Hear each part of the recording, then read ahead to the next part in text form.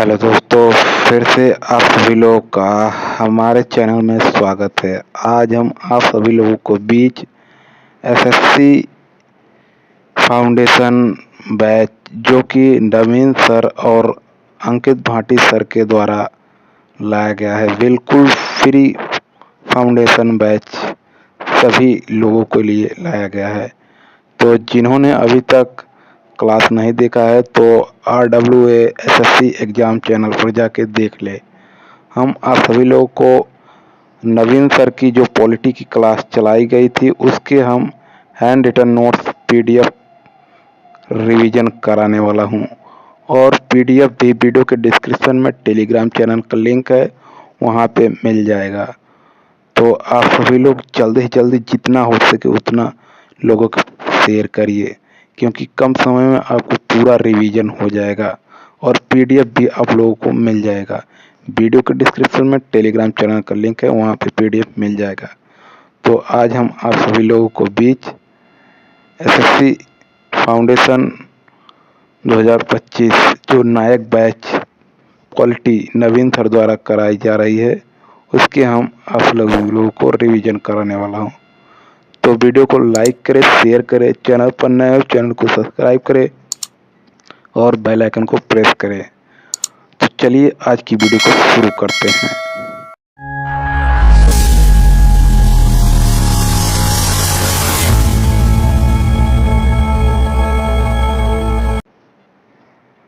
पहला हमारा पॉइंट है संविधान और भारतीय राज्य व्यवस्था, जिसे कॉन्स्टिट्यूशन ऑफ इंडियन पॉलिटी कहा जाता है।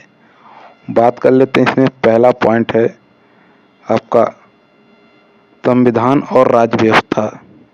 दूसरा पॉइंट है भारत का संवैधानिक विकास, इसमें 1600 ईस्वी चार्टर से 1853 के चार्टर तक। तीसरे में है आपका भारत का संवैधानिक विकास, जिसमें 1800 ईस्वी के चार्टर से मोंटेगू चेम्सफोर्ड सुधार 1919 तक था। नेक्स्ट पॉइंट की बात कर लेते हैं।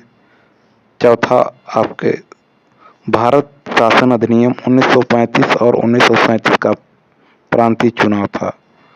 पांचवें में आपका था अगस्त प्रस्ताव 1940, कृषि मिशन 1942, कैबिनेट मिशन 1946 में। छठवें में आपका था संविधान सभा का गठन, और सातवें में संविधान सभा की समितियां और उप समितियां थी।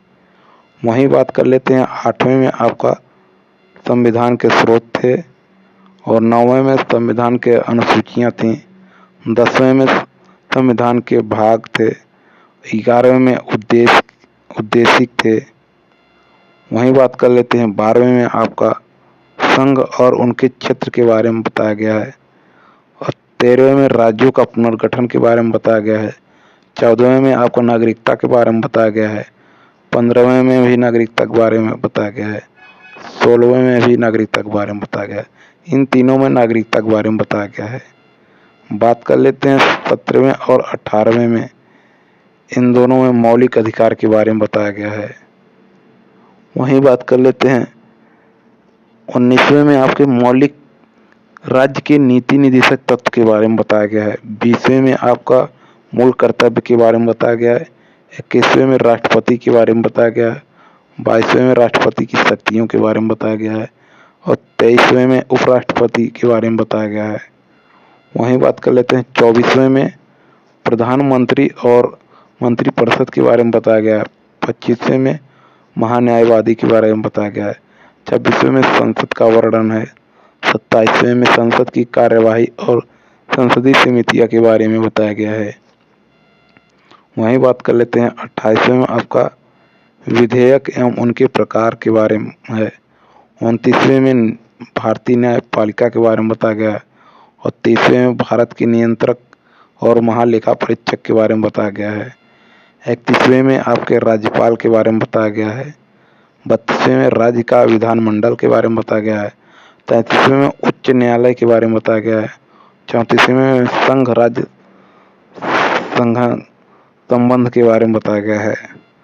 और बात कर लेते हैं आपके 36वें में 35वें में आपका स्थानीय स्वशासन के बारे में बताया गया है। 36वें में निर्वाचन आयोग के बारे में बताया गया है। 37वें में परिसीमन आयोग के बारे में बताया गया है। 38वें में संघ लोक सेवा आयोग और लोक सेवा आयोग और अन्य आयोग के बारे में बताया गया है। और बात कर लेते हैं 39वें में राज्यसभा के बारे में बताया गया है। 40वें में सभी महत्वपूर्ण संविधान संशोधन का वर्णन है। तो बात कर लेते हैं हम संविधान, जिसे कॉन्स्टिट्यूशन कहते हैं। संविधान आपका सम प्लस विधान से बना है। यह दो भागों से बना होता है, सम प्लस विधान। सम मतलब आपका कानून हो जाएगा और विधान मतलब सम मतलब समान हो जाएगा, विधान मतलब कानून हो जाएगा, जिसे इंग्लिश में इक्वल और प्लस लॉ कहते हैं। बात कर लेते हैं संविधान की परिभाषा, जिसे हम डिफिनीशन ऑफ कॉन्स्टिट्यूशन कहते हैं। संविधान की परिभाषा पहला पॉइंट है, नियमों कानूनों का ऐसा संकलन जो किसी देश का शासन चलाने के लिए आवश्यक हो। बात कर लेते हैं राज्य व्यवस्था के बारे में। नेक्स्ट पॉइंट राज्य व्यवस्था है, इसके बारे में बात कर लेते हैं। यह संविधान के व्यवहार में लाना। संविधान पुस्तक के रूप में जैसे ब्राह्मण, वैश्य, क्षत्रिय, शूद्र ये सब आते हैं। एग्जाम्पल की बात कर लेते हैं। आर्टिकल 17 जिसमें अस्पृश्यता का अंत है। वहीं बात कर लेते हैं नागरिक अधिकार संरक्षण अधिनियम 1955 के अंतर्गत है। वहीं बात कर लेते हैं आर्टिकल 21 में लव मैरिज, लव शादी करने का, सांस लेने का, पलक झपकाने का, खाना पीना सोने आदि का अधिकार आर्टिकल 21 में है। वहीं बात कर लेते हैं 4 जुलाई 2011 में रामलीला ग्राउंड। राज्य व्यवस्था को चलाने के लिए संसद, लॉ मेकिंग और दंड न्यायालय में सबको समान मिलता है। गैर संवैधानिक संस्थाएं, एक्स्ट्रा कॉन्स्टिट्यूशन बॉडीज, इसके बारे में बात कर लेते हैं। संस्था क्या है, इसके बारे में जानेंगे। संस्था पहला आपका संवैधानिक संस्था, दूसरा असंवैधानिक संस्था, तीसरा आपका गैर संवैधानिक संस्था। संस्थाएं 3 प्रकार के होते हैं। पहला संवैधानिक संस्था जिसका जिक्र संविधान में हो, जैसे वित्त आयोग आर्टिकल 280 में है, निर्वाचन आयोग आर्टिकल 334 में है। और असंवैधानिक संस्था जो संविधान का उल्लंघन करे, जैसे आतंकवादी संगठन, माओवादी संगठन, नक्सलवादी संगठन। और गैर संवैधानिक संस्थाएं संविधान में जिक्र जिसका ही नहीं किया गया हो, संविधान को लागू करने में सहायता। गठन जिसमें मंत्रिमंडल, संसद, मंत्रिमंडल की सलाह पर और संसद की संविधायक पर। वहीं बात कर लेते हैं नेक्स्ट पॉइंट, नक्सलवाद को रोकने। नक्सलवाद को रोकने के लिए UAPA 1967 आया, जिसका full form uniform activity prevention act, जिसे गैर कानूनी गतिविधियां रोकथाम अधिनियम कहते हैं। इसमें धारा 3 शामिल हुआ था। नेक्स्ट पॉइंट की बात कर लेते हैं, स्टैट्यूटरी बॉडीज संवैधानिक संस्थाएं, जिसमें NHRC 1993 में आया और CIC केंद्रीय सूचना आयोग 2005 में, और राष्ट्रीय महिला आयोग NCW नेशनल 1990 में आया था। नेक्स्ट पॉइंट की बात कर लेते हैं, संविधान की क्या आवश्यकता है। संविधान की क्या आवश्यकता है, जिसमें गाली गलौज, देश धर्म अलग अलग, व्यवसाय अलग अलग, जीवन स्तर अलग अलग, इसलिए संविधान की आवश्यकता है। इसमें नियम सबको पालन करना चाहिए।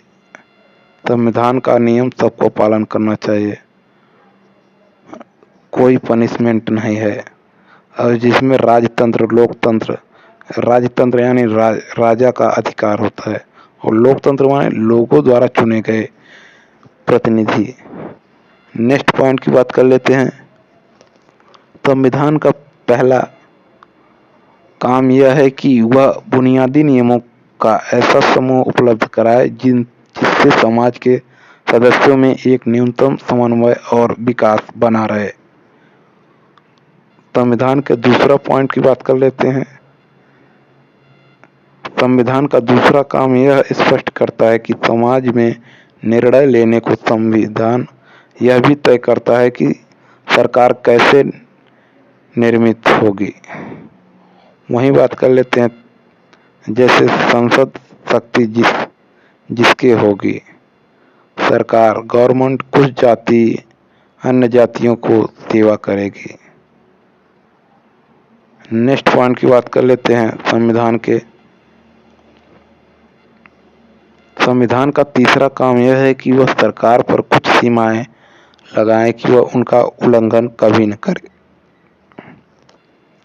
वहीं बात कर लेते हैं एग्जाम्पल पे, मौलिक अधिकार स्पष्ट हो जाए, जीवन जीने का अधिकार, कुछ भी भ्रमण देश में। संविधान संशोधन 349 में 44वां 1978 आर्टिकल 20 आर्टिकल 21 में बने रहेंगे आपातकालीन। नेक्स्ट पॉइंट की बात कर लेते हैं।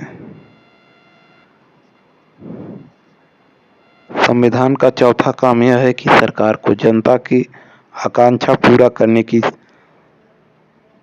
क्षमता प्रदान करे ताकि न्यायपूर्वक समाज की स्थापना हो सके।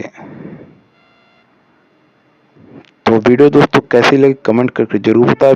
पीडीएफ आप वीडियो को डिस्क्रिप्शन में टेलीग्राम चैनल का लिंक है, वहाँ पे दे दिया हूँ, वहाँ से जाकर डाउनलोड कर लें। ऐसे ही वीडियो देखने के लिए हमारे चैनल को सब्सक्राइब करें और वीडियो को लाइक करें, ज़्यादा से ज़्यादा लोगों के पास शेयर करें। जय हिंद, जय भारत।